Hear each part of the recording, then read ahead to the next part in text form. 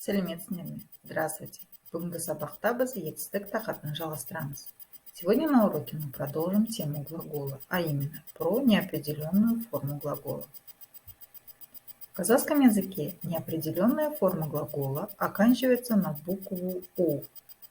Жабу, ашу, закрыть, открыть. Бару, келю, пойти, прийти. Айту, сөйлеу, сказать, говорить.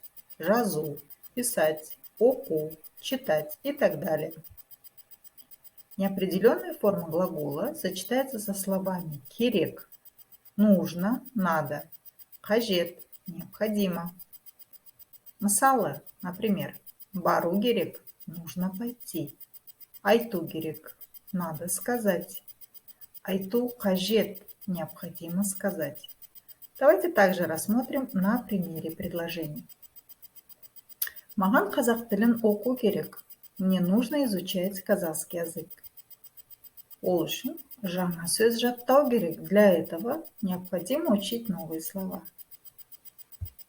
Осымен сабақ аяқталды. Көріскенше.